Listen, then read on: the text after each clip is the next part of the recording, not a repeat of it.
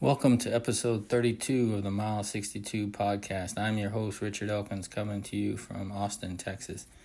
Hey, today we have some race updates, and I'm also going to talk about one feature on the Garmin watch that most people probably don't know about. Some exciting news. Heard today that Brazos Bend 100 in Needville, Texas. This race is held every December. It's often a U.S. trail championship race, and the race director Rob Goen has announced that Brazos Bend 100 is now a Western States qualifier, and that starts this year. So as you know, Western States was canceled this year, so everyone that got into the race this year will get into the race next year in 2021. So the race, Brazos Bend, the qualifier earned this year will be for 2022. So that's exciting news, because currently we only have one other qualifier in Texas, and that's Bandera 100K in January.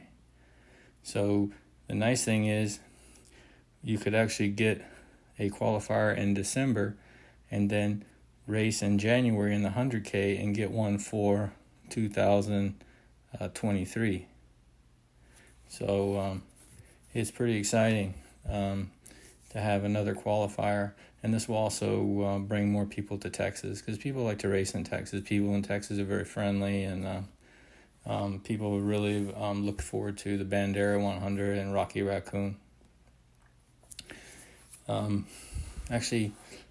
Rocky Raccoon is also a qualifier, so just correct myself. So we'll have a qualifier in January, February, and December. So 3 qualifiers in Texas. So also Tejas Trails, which runs Bandera and Rocky Raccoon, announced a few days ago they are now adding a new race in October 9th through 11th. It's called the Trailway. So they keep beefing up their schedule. They have a lot of races planned in the fall in comparison to trail racing over Texas. So the Trailway will be a new race. It'll have everything from a trail marathon down to a 5K. And this is going to be in Somerville, Texas. So where is Somerville, Texas? This is near Brenham. So it's kind of in between Austin and Houston. But that's exciting news. You know, it's a new race to try out. It's in a state park that is trying to kind of make a name for themselves and earn some money to update some things in the park. So they have partnered with Tejas Trails to do that. Other news, my training's been going pretty good. I've been doing a lot of biking and running, but I'm now starting to focus. I'm starting a new training block. I really started today, but I plan all of September to double my running mileage. So I'm trying to ramp up for Cactus Rose 150 miler, which is in the third week of October. So I'm going to do less rucking and less biking and really focus on building up my mileage. I'd like to get up in the 60 to 70 mile range every week during September, and then maybe the first and second week of October as well. So the next 6 weeks, I'm really going to focus on running. It's extremely hot. I mean, it's over 100 degrees most of the day, but I'm used to it. I've grown up here. So typically we'll try to run in the morning, right after 7, and then also try to short run in the evening. But that's my plan, and then do a long run on the weekend. Some other updates. If you remember, about six months ago, this is kind of an equipment update. 6 months ago, I did a long technical review on the Terra Pro headphones. I really like them. They fit well, and they're advertised as an ultra runners headphones. Well, after 6 months, I'm starting to see some quality issues with the Terra Pro. They still fit really well, but some of the buttons on the adjustment panel, like when you're switching between songs, the down signal is not working. And also I'm having some problems with charging. The charge contacts are bare copper, and I know from my work that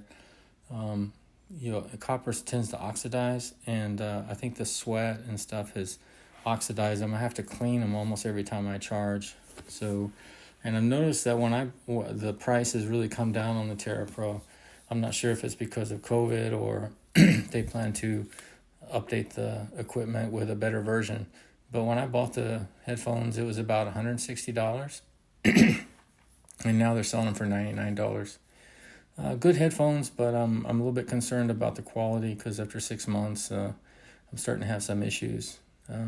However, it's lasted longer than many of my other headphones. Like I used to use a lot of the waterproof Beats headphones, which are designed for runners, and I've used the JBL. I've used them all.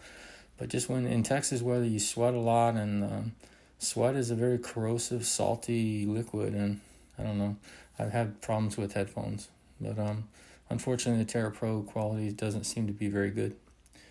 Also on the Ultra Olympus 4, I've come to the conclusion I like the tongue in the shoe better than I did on the 3. I like the 3.5 better than I like the 4.0. Other than that, I think the shoe's a better shoe.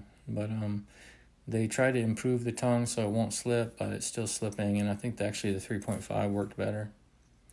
Another thing I want to talk about today, let's talk about our Garmin watches. They got so many features. I mean, if you print out the instruction manual for a Phoenix level a Garmin watch, it's about 40 pages long, and it's really amazing what they all do. But if you're probably familiar with pulse oximeter, because when COVID started, if the big thing was to know what your oxygen level is, and if you try to buy a pulse oximeter during the last 6 months, you won't find them. You won't find them on the internet. I even looked many months ago, before I knew my watch did this function. Recent news: Courtney DeWalter dropped out of her attempt on the Colorado Trail when her oxygen level reading got too low. So it is very important to know your oxygen level, and that's what a pulse oximeter does. And in the COVID situation, when people's oxygen level got low, that meant that they were probably sick. And so on the Phoenix device, the pulse oximeter is to gauge the saturation of the oxygen in your blood. And this is real important because it helps you in acclimating to high altitude to know what your situation is. And the feature on the way you activate the feature on the Garmin watch, there's a widget, and what you do is you go into general mode, and you push up or down, and you find the pulse oximeter widget, and then you hit activate your play button, the same one you use to activate runs and bikes, all the other widgets, and then you remain motionless for 30 seconds. Because the GPS has to grab a signal before it works. So the oxygenometer, it's being calibrated with the altitude. So this is very important. And then when it does give a reading, it's going to give you a reading in percentages. So the percentage scale will be on the top. And you want to have a percentage between 95 and 100. That's normal. If the percentage is below 95, a few points, it's concerning. Maybe you need to rest. But if it's lower than that, you need to maybe get some more further testing done. Because between 95 and 100 is normal. So that's real important. And then it's got a couple different modes. So you can set it to all-day acclimation mode, where it's checking your oxygen reading every hour. Or you can put it on manual acclimation mode, where you manually check your oxygen level when you want to do it. That's what I do, because if you put it on all-day acclimation mode, it also drains the battery faster. Now, of course, on the Phoenix, the batteries last 40-plus hours on GPS mode, so it's not going to make much of a difference if you put it on all-day mode. But if you're in a long race, like a 100-miler or longer, it's probably wise to turn that off. And because I typically do that, I will turn off my Bluetooth, and I will turn off, sometimes even turn off my heart rate monitor. If I'm going to be in a multi-day race and I don't want to charge my watch, you want to turn off functions you don't need, especially heart rate monitor and the GPS mode. It's probably better to put it on ultra track. Same thing with the oxygen meter. During racing, you probably want to turn it off. It's just a good training tool. To another news, the Tour de France started today, Saturday. It's pretty exciting. I also love cycling and very active in cycling, mostly for cross training. But I follow it, and it's just an incredible race. These guys are, some of the toughest athletes in any sport. So I'm excited that it started. So it started today. Take a look. Other trail news, kind of a snake subject. Excuse me. But be careful out on the trails. The last 2 weeks of August and the first 2 weeks of September are usually when copperhead snakes have babies. So copperhead snakes, when they're a baby, they look like rat snakes, so you got to be careful. If you look at their head, they look like a copperhead, but the rest of the body kind of looks like a rat snake with a yellow stripe, sometimes a red stripe. So it's easy to think there may be a gardener snake or a rat snake, but you got to be very careful. But it's just 4 weeks during the year that copperheads usually have babies, and that's the last 2 weeks of August and the first 2 weeks of September, so be careful out on the trails. That's it for today. I plan to have a few new podcasts next week, so stay tuned.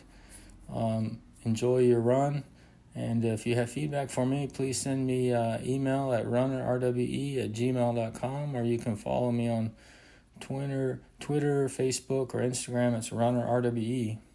Same thing for Strava. You can find me on Strava. Take care. Have a good run.